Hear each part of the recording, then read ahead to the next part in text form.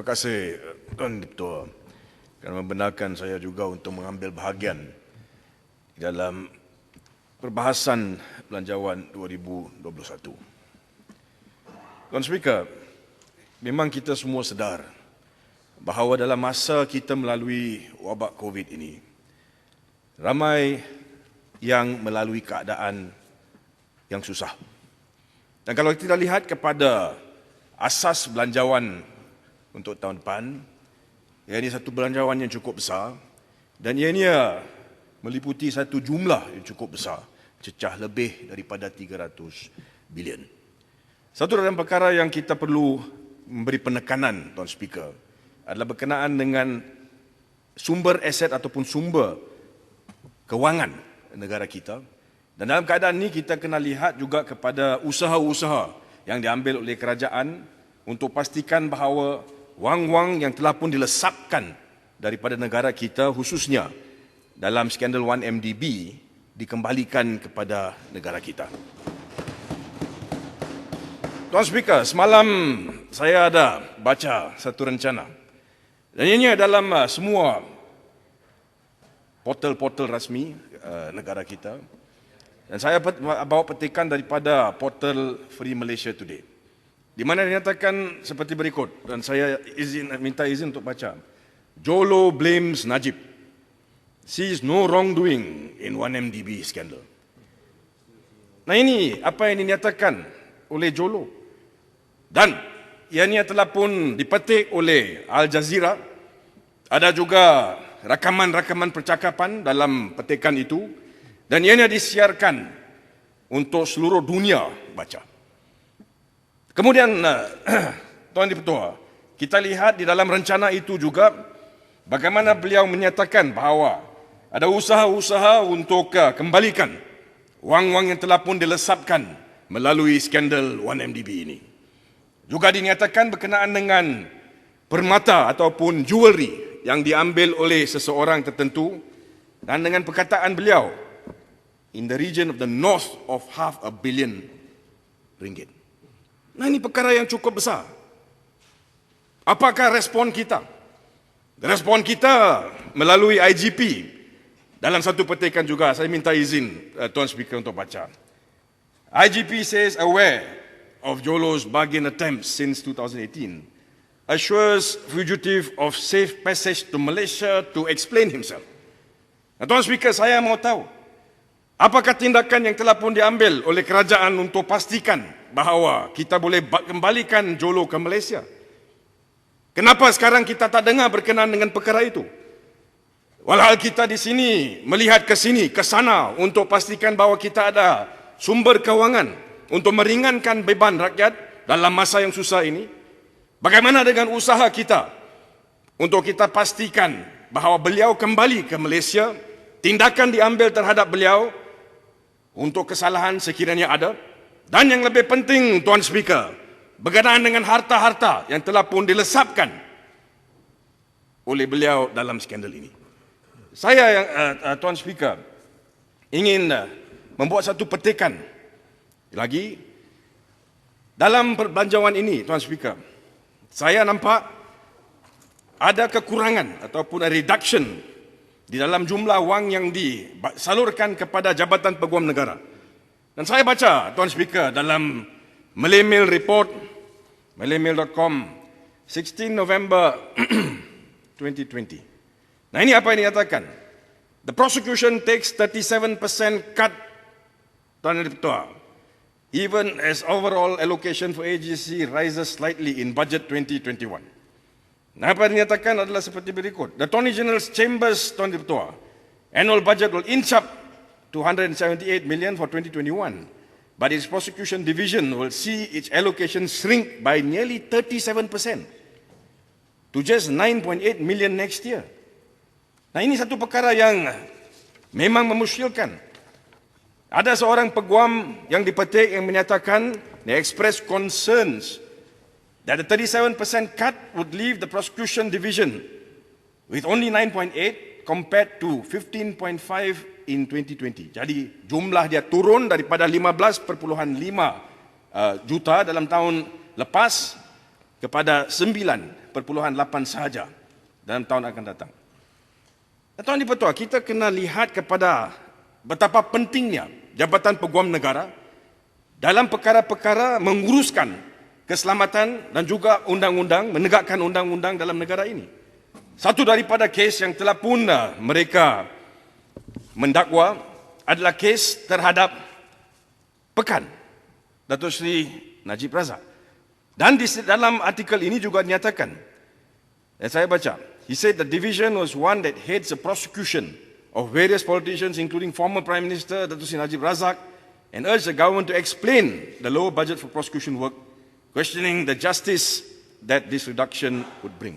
Jadi saya nak tanya Tuan Dipertua, kenapakah ada satu pengurangan? Pengurangan bukan 10%, 20%, 37%, almost half daripada wang yang disalurkan kepada Jabatan Peguam Negara untuk mereka melaksanakan tugas. Kepada saya ini satu perkara yang sangat penting. Kerana kita perlu melihat bagaimana kita boleh mengalahkan mereka lagi untuk melaksanakan tugas, khususnya di mana mereka ini mengambil kes-kes yang sebesar ini, yang mempunyai kesan yang juga dilihat oleh seluruh dunia. Jadi di satu sudut kita lihat kekurangan kewangan, kekurangan sumber dana dan sebagainya. Tetapi apabila kita lihat ada artikel sebegini disiarkan, tidak ada respons. Kerajaan kita duduk diam. Kenapa? Saya mau tahu. Takkan setakat kita hanya ada IGP yang kata, please come back. Adakah itu setakat apa yang kita boleh laksanakan? Bagaimana dengan prosedur-prosedur yang wujud bagi tujuan kita untuk memastikan bahawa mereka-mereka yang kita perlukan buat tujuan pendakwaan ataupun tujuan untuk kita menuntut semula wang-wang ataupun aset kita dikembalikan kepada negara ini. Saya menuntut satu penjelasan daripada kerajaan berkenaan dengan perkara ini.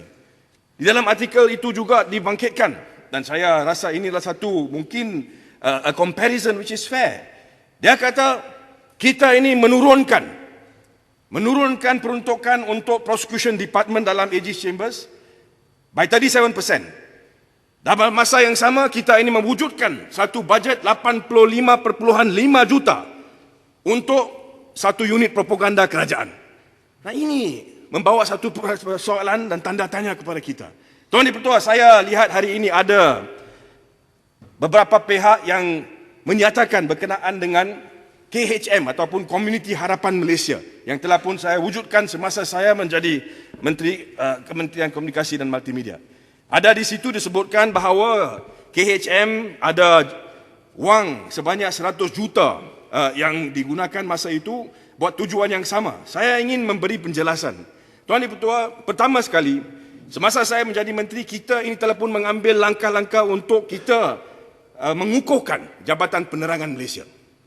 KKMM ada Jabatan Penerangan. Ramai yang bekerja di situ. Dan to be fair, and I want to say this openly, ramai daripada mereka yang sangat berkaliber, yang boleh melaksanakan tugas. Yang saya tahu selama 2 tahun saya di situ melaksanakan tugas dengan cukup baik. Dan di dalam penerang jabatan ini, ada usaha-usaha untuk kita ini menggerakkan program-program community. Untuk tujuan itu, kita telah pun menubuhkan apa yang disebut sebagai Komuniti Harapan Malaysia, dan ianya telah pun menggantikan apa yang dulunya dikenali sebagai Komuniti Satu Malaysia. Tak ada siapa-siapa dibayar gaji, Tuan Dipertua. Kerana ianya program community yang diuruskan oleh sukarelawan. Setiap komuniti diberikan RM6,000 setahun. Bukan sebulan, setahun. Untuk menyusun program-program komuniti. Dan daripada itu kita lihat jumlah sebanyak 8.5 juta diketepikan setahun untuk komuniti-komuniti itu. Memang tidak sama. Tidak perlu kita menggariskan persamaan di antara ini dua. Saya ingin menekankan di sini sekali lagi. Kita boleh membawa usaha-usaha untuk kita mengukuhkan lagi Jabatan Penerangan. Mengukuhkan lagi apa-apa akses yang kita ada dalam KKMM. Saya bagi contoh, RTM. Dan saya ingin menyatakan dan juga tanya kerajaan berkenaan dengan masalah yang kita hadapi oleh pekerja-pekerja piecemeal dalam RTM. Kita lihat keadaan-keadaan di mana bayaran mereka, gaji mereka ini lewat. Kerana kononnya tidak ada dana. Tetapi di sini kita lihat bagaimana wang sebesar ini boleh disalurkan untuk kita membangunkan semula apa yang disebut sebagai jasa. Jadi apakah usaha-usaha kita untuk kita ini menggalakkan pekerja yang ada dalam KKMM supaya mereka boleh melaksanakan tugas mereka dengan lebih baik, supaya kita boleh meneruskan dengan membawa maklumat yang perlu kepada seluruh rakyat Malaysia, khususnya dalam keadaan sekarang di mana kita melalui satu wabak seperti COVID-19. Tuan Dipertua, saya tahu bahawa masa tidak memihaki saya. Bolehkah Tuan Dipertua saya hanya bangkitkan lagi satu perkara berkenaan dengan infrastruktur telekomunikasi?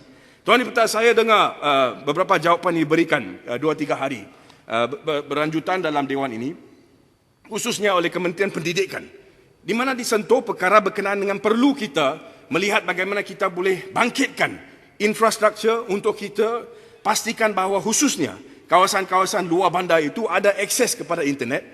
Kerana kita tahu dalam musim wabak sebegini, kita ini menggalakkan work from home ataupun studies from home. Satu daripada perkara Tuan Dipertua yang saya lihat adalah pengumuman bahawa kita ada rancangan di mana kita akan bangunkan apa yang disebut sebagai infra towers, telecommunication towers. Tuan Dipertua, kita tahu itu akan mengambil masa yang cukup panjang. Bukan senang, bukan sehari dua kita ini boleh mewujudkan tiang-tiang telekomunikasi. Bukan saja di kawasan bandar, kawasan luar bandar, kawasan pinggir, bandar dan sebagainya. So we have to look for ways by which we can actually connect the country faster. Bagaimana kita akan melaksanakan kini? Kita tidak ada masa setahun. Dalam masa setahun kita tidak boleh bagi tahu kepada murid-murid sekolah bahawa untuk 1 tahun tidak ada sekolah melalui talian. We can't, because we will then establish a country where there are 2 different sets of people. Satu yang ada akses kepada internet dan juga maklumat melalui internet, dan satu yang kena tunggu. Semasa saya menjadi menteri, Tuan Dipertua, kita telah pun lihat kepada bagaimana kita boleh lihat infrastruktur lain.